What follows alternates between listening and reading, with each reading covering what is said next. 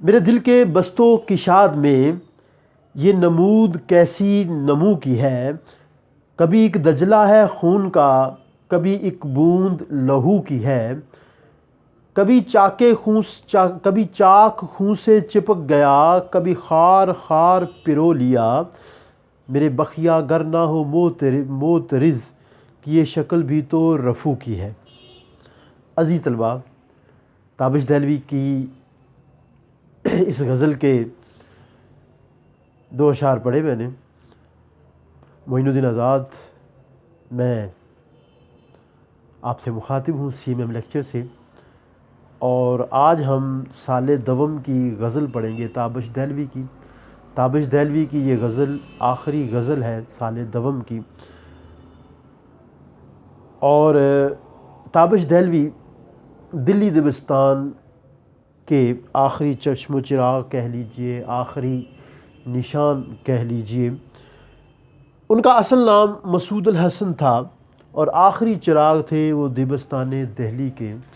دہلی میں پیدا ہوئے تقسیم سے پہلے، جو متحدہ ہندوستان تھا، وہیں سے تعلیم حاصل کی، کچھ عرصہ حیدرآباد دکن میں گئے، وہاں سے بھی تعلیم حاصل کی، پھر آل انڈیا ریڈیو سے منسلک ہوئے۔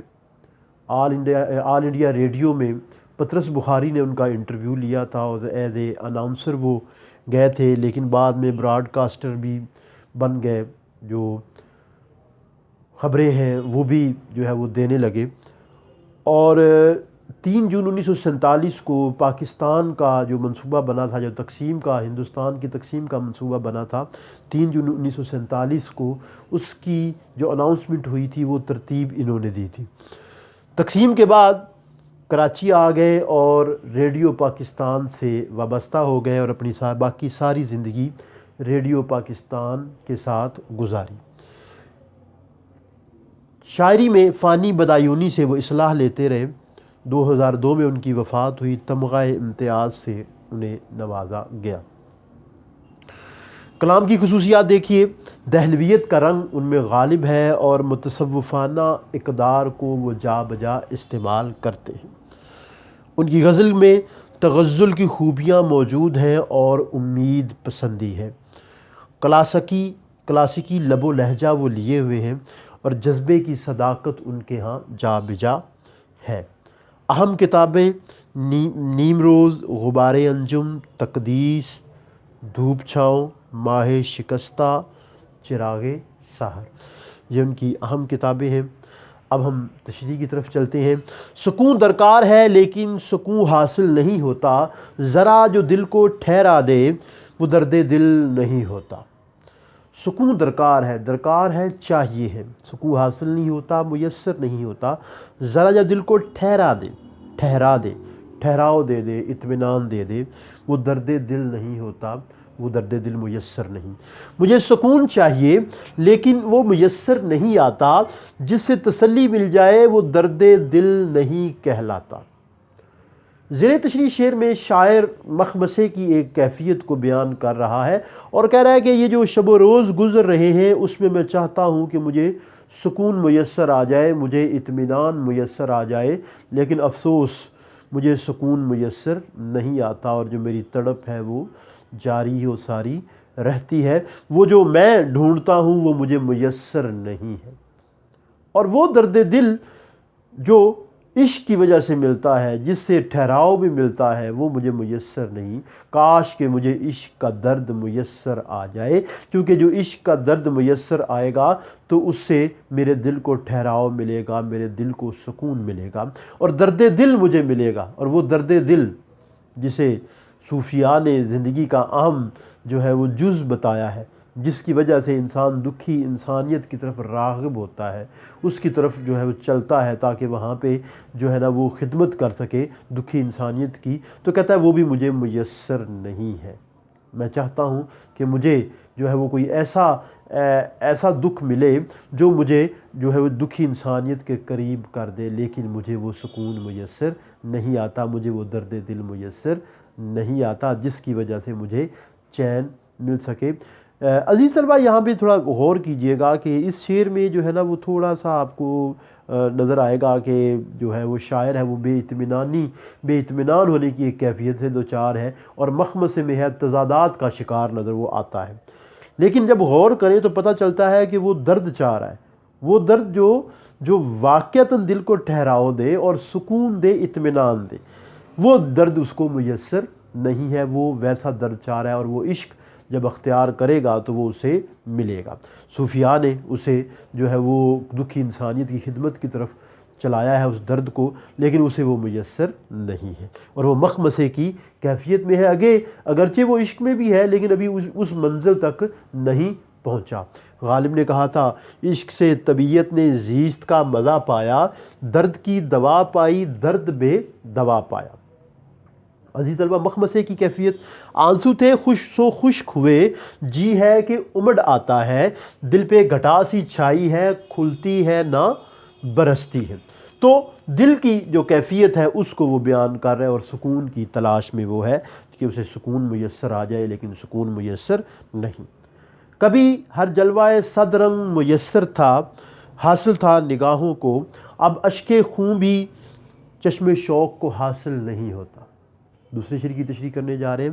کبھی ہر جلوہ صد رنگ، 100 طرح کا جلوہ حاصل تھا، میسر تھا نگاہوں کو، آنکھوں کو، اب اشک خون جب انسان روتا ہے تو ایک وہ جو ہے وہ لمحہ آتا ہے جب رونے سے آنسو نہیں آتے، خون آتا ہے. تو اب آنسو خشک ہو گئے اور چشم شوق کو سرخی بھی میسر نہیں ہے.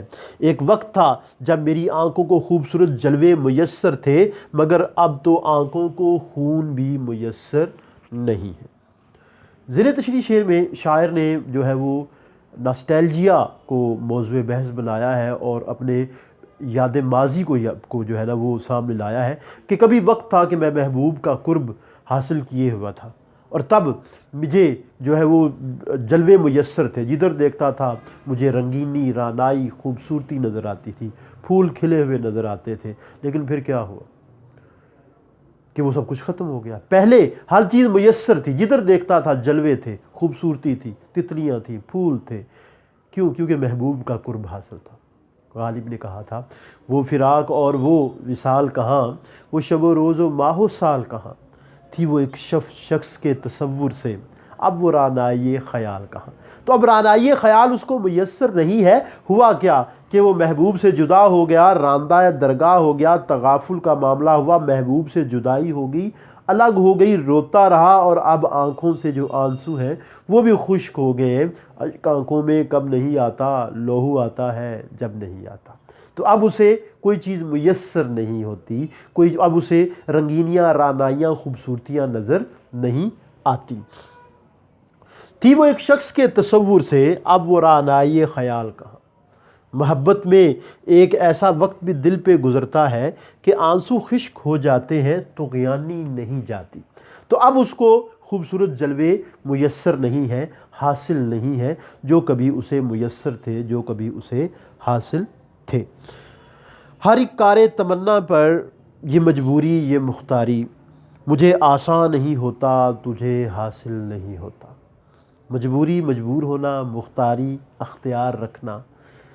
زیر تشریح شعر میں مسئلہ جبر و قدر کو اس نے بہت خوبصورتی سے استعمال کیا ہے. میں خواہشات کے معاملے میں لاچار ہوں، میرے لیے مشکلات ہیں اور تجھے اختیار حاصل ہے. میرے لیے مشکلات ہیں اور تجھے اختیار حاصل ہے. تو اس کو ذرا دیکھیے گا، میرے لیے جو ہے وہ شاعر کہتا ہے کہ مشکلات ہیں اور تجھے اختیار حاصل ہے.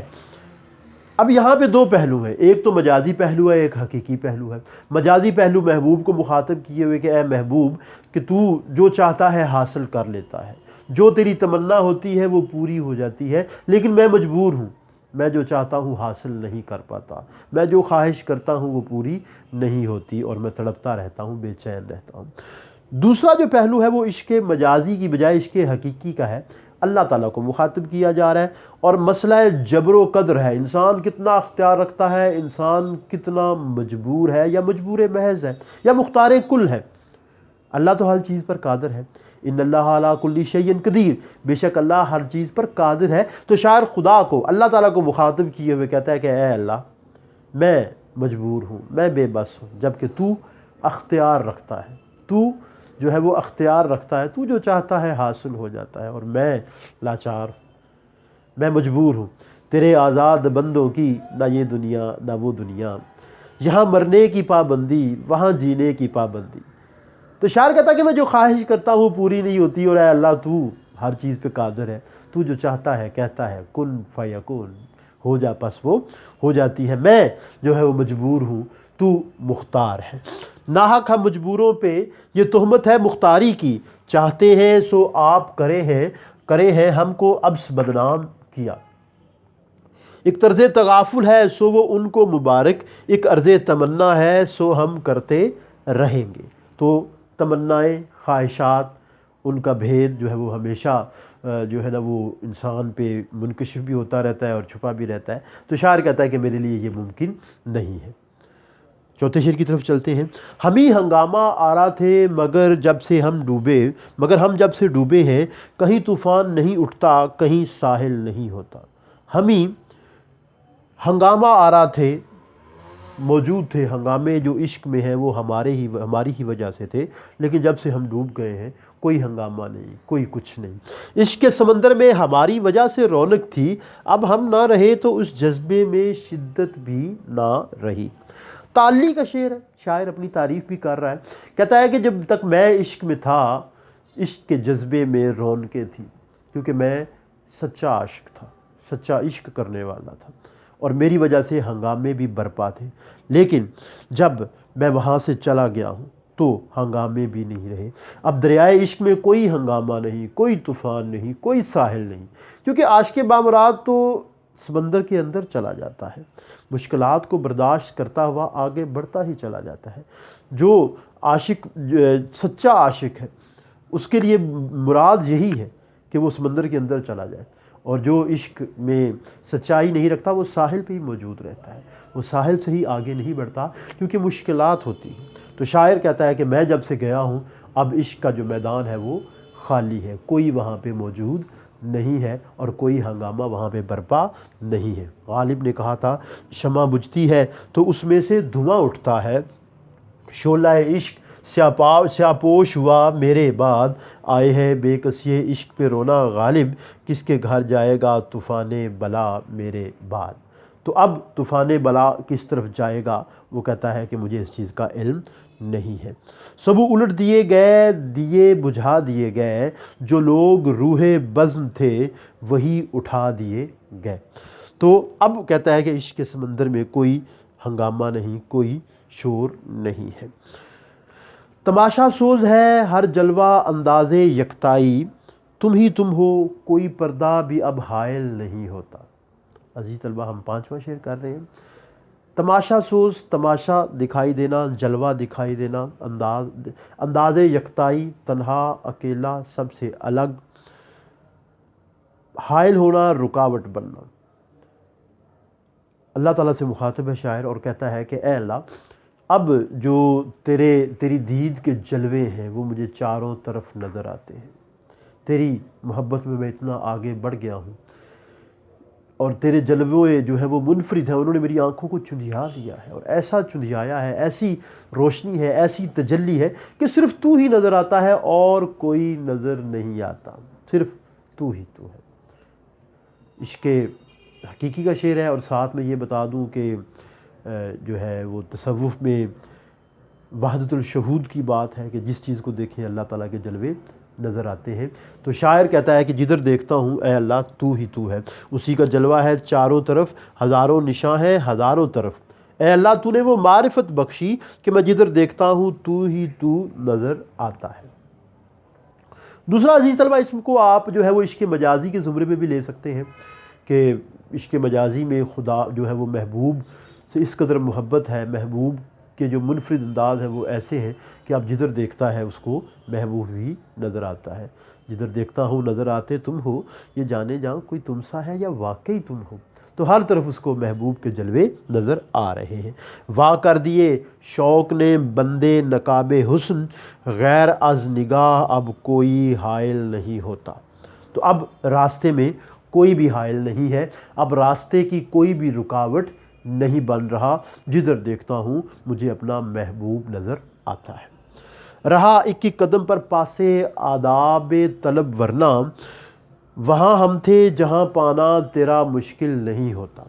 تو عزیز طلبہ دیکھیے، آداب طلب، طلب کرنے کے آداب، مانگنے کے آداب، وہاں ہم تھے جہاں پانا تیرا مشکل نہیں ہوتا، پانا حاصل کرنا۔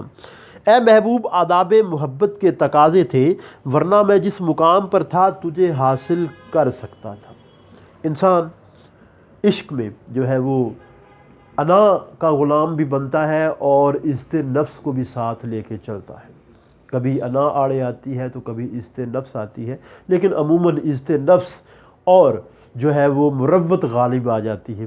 ہم کسی چیز کی ڈیمانڈ کرتے ہیں اور کہتے ہیں کہ نہیں، یہ ڈیمانڈ جو ہے وہ دل میں ہی رکھی جائے تو بہتر ہے، یہ طلب دل میں ہی رکھی جائے تو بہتر ہے کہ کہیں وہ یہ نہ سوچ لے، کہیں وہ یہ نہ سوچ لے، ٹھیک ہے۔ اور انسان جو ہے وہ اسی میں رہتا ہے، اور بعض اوقات جو ہے وہ ہم آداب بجا لاتے ہیں۔ کئی مرتبہ ہم نے آپ نے بھی جو ہے نا وہ یہ بات کی ہوگی کہ میں مانگوں تو یہ چیز مجھے مل جائے، لیکن مجھے حجاب آتا ہے۔ حجاب کیا ہے؟ یہ آداب ہے۔ دور بیٹھا غبار میر اس سے عشق بن یہ ادب نہیں آتا۔ تو ادب دیکھنا بھی انہیں تو دور سے دیکھا کرنا، شیوائے عشق نہیں حسن کو رسوا کرنا۔ تو شاعر جو ہے وہ کہتا ہے کہ میں ایسے مقام پہ تھا کہ میں تجھے آسانی سے حاصل کر سکتا تھا، لیکن معاملہ کس کا تھا؟ معاملہ حجاب کا تھا، آداب طلب کا تھا۔ ادا جعفری نے کہا تھا، نازک تھے کہیں رنگے گلو بوئے سمن سے، جذبات کے آداب کے سانچے میں ڈھلے ہیں۔ دور بیٹھا غبار میر اس سے، عشق بن یہ ادب نہیں آتا۔ آخری شعر مقطع، ازل سے اپنا مقصود طلب کون ہے اے تابش، کہ پائے جستجو شرمندہ منزل نہیں ہوتا۔ اے تابش، ازل سے انسان کا مقصود کون ہے کہ اس کی جستجو کا پاؤں منزل تک نہیں پہنچتا، یعنی انسان مسلسل سفر میں ہے کہاں تمنا کا دوسرا قدم یا رب، ہم نے دشت امکان کو ایک نقش پا پایا۔ تو انسان جو ہے وہ مسلسل سفر میں ہے، ڈھونڈنے والا ستاروں کی گزرگاہوں کا اپنے افکار کی دنیا میں سفر کر نہ سکا، جس نے سورج کی شعاؤں کو قید کیا، زندگی کی شب تاریک سحر کر نہ سکا۔ عزیز طلبہ، یہ تھا آج کا لیکچر، امید ہے آپ کو پسند آیا ہوگا۔ ہمارا چینل سبسکرائب کیجئے، لائک کیجئے اور شیئر کیجئے۔ فیس بک پہ بھی اسی نام سے ہمارا پیج ہے، اسے بھی لائک کیجئے تاکہ تازہ ترین جو اپڈیٹس ہیں وہ آپ تک پہنچتی رہیں۔ ساتھ یہ کہ ویب سائٹ بھی ہماری بہت جلد جو ہے وہ لانچ ہونے والی ہے، وہ بھی اسی نام سے لانچ ہوگی، اور اس میں بھی آپ کو جو ہے وہ اردو کے علاوہ اسلامیات اور جو پاک اسٹڈی ہے اس کی چیزیں بھی ملیں گی، اور کوشش ہے کہ یہ سلسلہ آگے بڑھتا جائے اور رفتہ رفتہ جو دیگر مضامین ہیں وہ بھی اس میں شامل کیے جائیں، اور گاہے بگاہے جو گیسٹ وغیرہ ہیں وہ بھی آپ تک پہنچائے جائیں۔ تو ہمارا چینل جو ہے وہ سبسکرائب کیجئے۔ اگلے لیکچر کے لیے اجازت، السلام علیکم۔